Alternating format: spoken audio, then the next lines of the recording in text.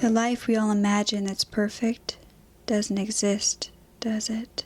You are such a genuine gem. Thank you for clicking on my Wicked Winter series. I'm Brooke Makenna, but this is about the true story behind The Stepfather. Now, this horror movie, you guys know if you watched my mukbang, I talked about it a lot in there. It's one of my favorite horror movies of all time, and when I found out there's a true story, there was no way I was not going to make this, especially because it deals with a man that we've briefly touched on before in the Jeanette De Palma case. I'm so excited about this video, and if you are too, please make sure to subscribe if you're not and be thumbsing up so I know you guys want me to continue posting continuous content every single day this month for 31 days of Wicked Winter. Now let's get back to the story. Now, what I didn't know about the movie that I love so much that came out in 2009 is that it was actually a remake of the original made in 1987 of the same name. Now, the one in 1987 is about a man named Henry Morrison, who is an identity-assuming serial killer who kills his family and then changes his looks and finds a new one to fit into, basically. He remarries a widow who has a teenage daughter who knows something is very off about him and continues to catch him doing weird things. I think one of the creepiest parts about this film is that it shows really like from his point of view as well as everybody else's, and it never really tells you why he's doing it. There were two lesser-known sequels in 1989 and 1992, but then a remake of the original came out in 2009, the one I know and love.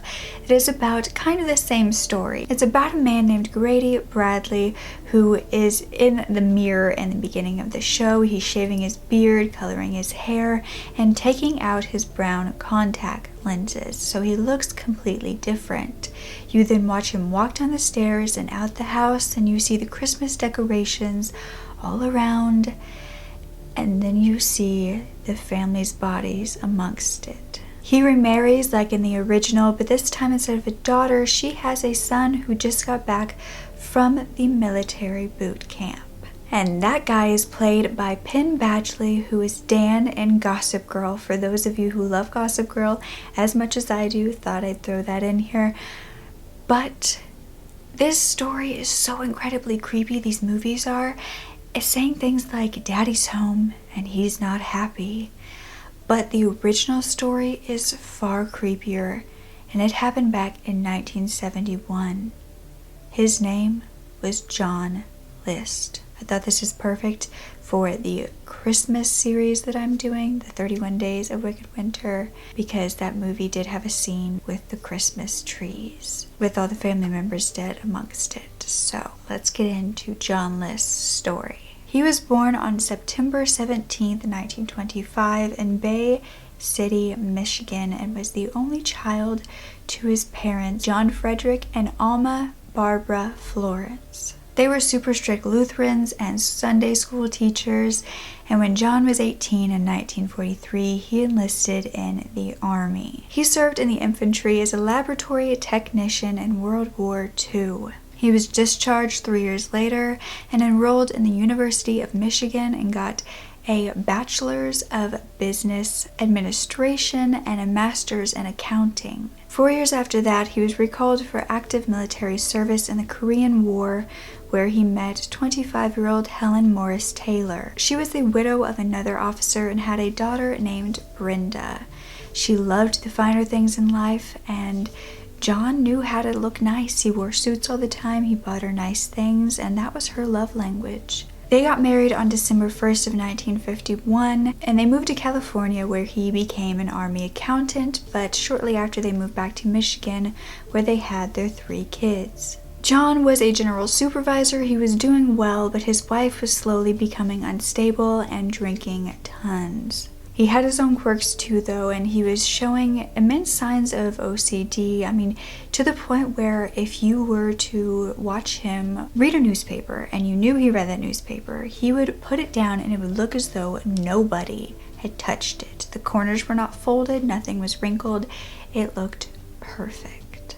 which is not a horrible thing, just a little quirk I wanted to add in. In 1960, Helen's first child, Brenda, married and left home, and shortly after that, the rest of the family moved to Rochester, New York to have John start another job. There, John became a director and vice president, and they were getting paid very well. In fact, so well that they bought a 19-room Victorian mansion, because that's what Helen wanted.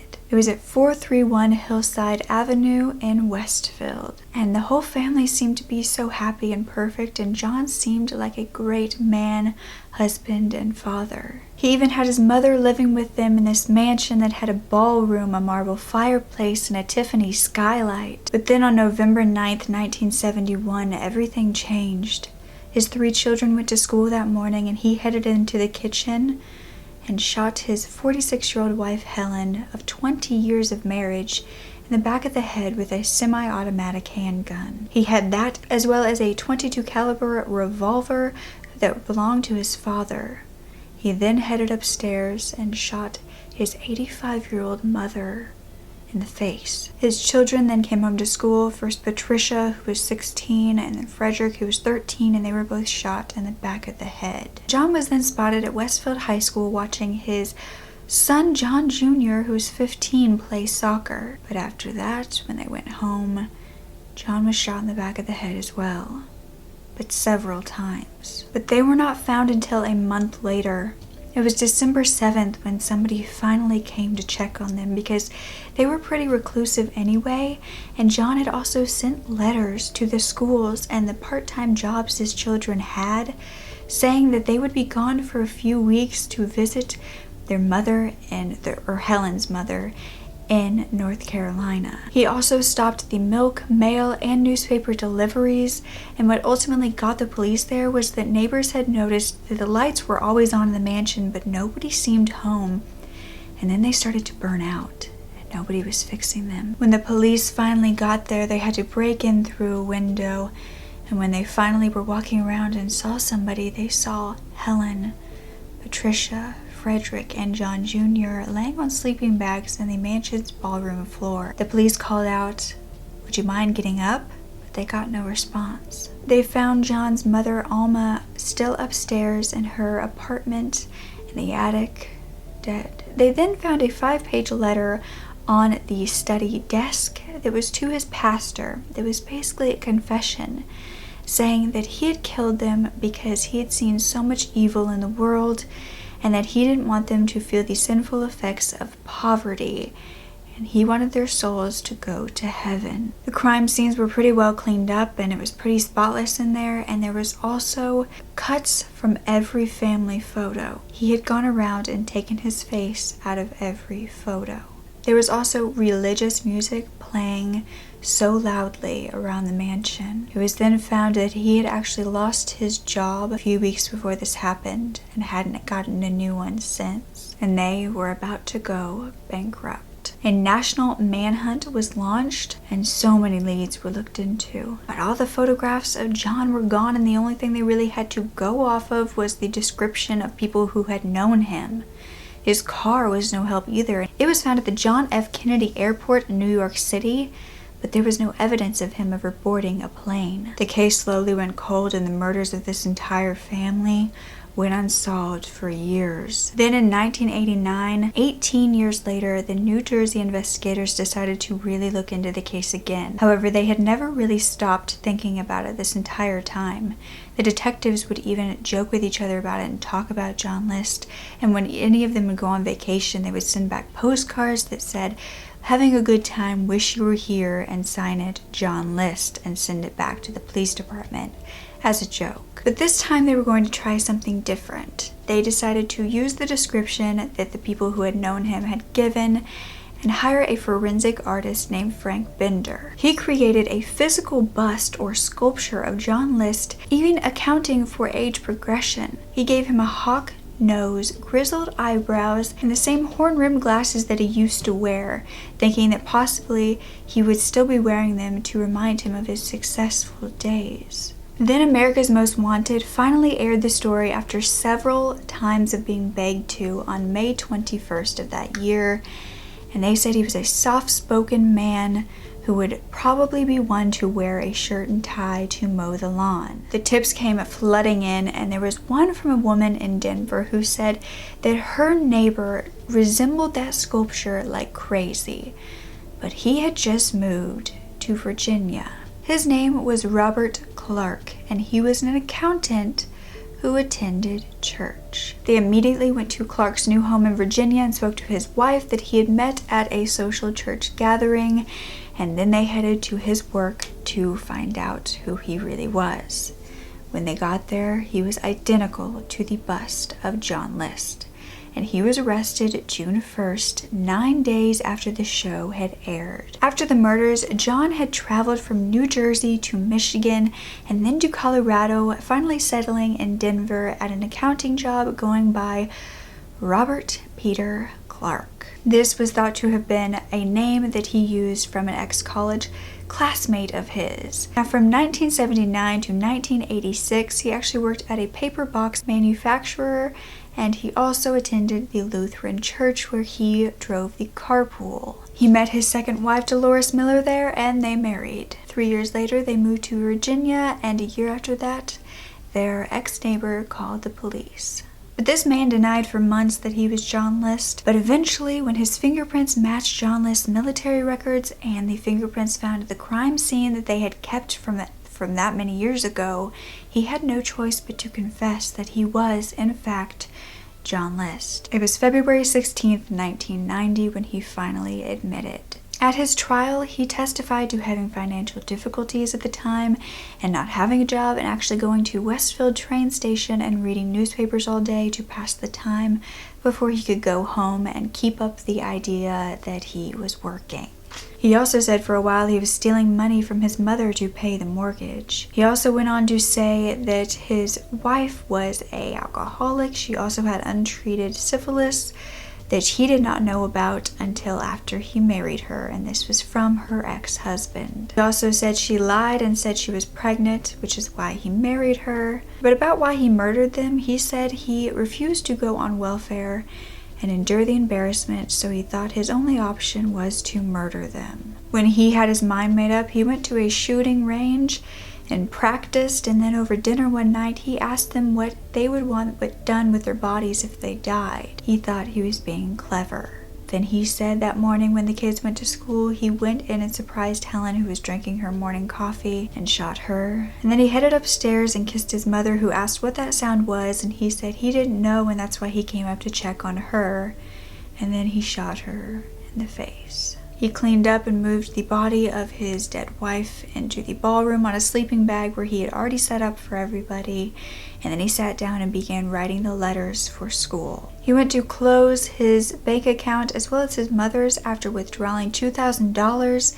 Then he headed to the post office to mail the letters. He then went back home and began on the 5-page letter where he confessed to his pastor. Then he ate a sandwich for lunch like normal in the kitchen where he killed his own wife. He said Patricia came home first, he shot her, and then Frederick, he shot him, and then he went to pick up John from soccer, and he didn't have regrets during any of this. But with John Jr., when they got home and he shot him, his body jerked, and that was unlike any of the other people that he just killed, members of his family, so he shot him again until he was sure he had died. He said, "I don't know whether it was only because he was still jerking that I wanted to make sure that he didn't suffer, or that it was a sort of a way of relieving tension after having completed what I felt was my assignment for the day." He then cleaned everything up and ate dinner in the house where his deceased family was laying in the ballroom. He left his mother upstairs only because she was too heavy to move, and then he went to bed in that house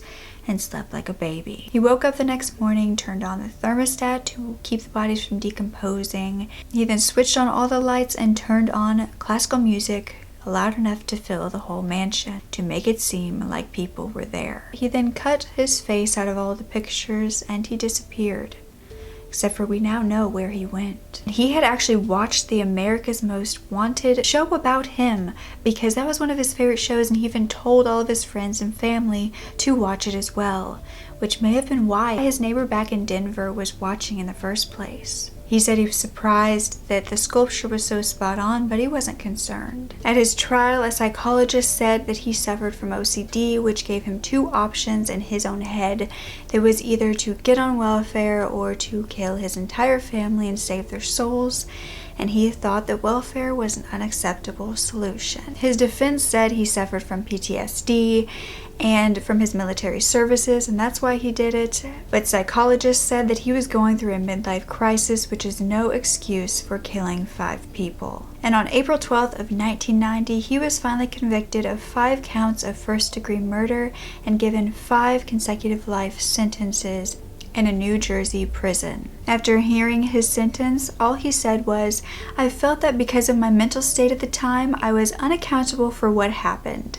I ask all affected by this for their forgiveness, understanding, and prayer." But the judge in the case immediately fired back, saying John Emil List is without remorse and without honor. After 18 years, 5 months, and 22 days, it is now time for the voices of Helen, Alma, Patricia, Frederick, and John Jr. to rise from the grave. He then, of course, filed an appeal saying that his judgment was impaired by PTSD, and also the letter that was basically his confession to his pastor was confidential communication and that it was inadmissible as evidence, but he was denied. It was only after that that he said, "I wish I had never done what I did. I've regretted my action and prayed for forgiveness ever since." He had an interview with Connie Chung in 2002 where he was asked why he didn't take his own life if he felt that he was going to be shamed for living in poverty. And he said that he felt as though suicide would prevent him from going to heaven and being with his family. He died of complications from pneumonia at 82 years old on March 21st of 2008. And he was referred to in all the newspaper articles as the boogeyman of Westfield. The mansion where they were living and were murdered in was eventually kind of turned into a teenage party spot, but 10 months after the murders, it was burnt to the ground. It was suspected that it was arson, but the case was never solved. Then they found that in the ballroom on the ceiling was a Tiffany skylight who was a famous artist at the time, and it would have been worth $100,000 in that time, or $590,000 today, meaning that John killed his entire family because of their lack of money when it was above them the whole time. A new house has been built in its spot, but children won't even get near it. They don't want to live on the same street because they are haunted by what happened there, still to this day. But do you see the similarities in this case to the Stepfather movies? I see so many, and it almost makes me feel bad for liking these movies so much because I just thought they were fiction, and the fact that they were very, very much based on this true story just is chilling but heartbreaking at the same time. And lastly, I want to ask, do you think John List killed more people? If he could just willingly kill his family and was missing for 18 years, what did he do in that time?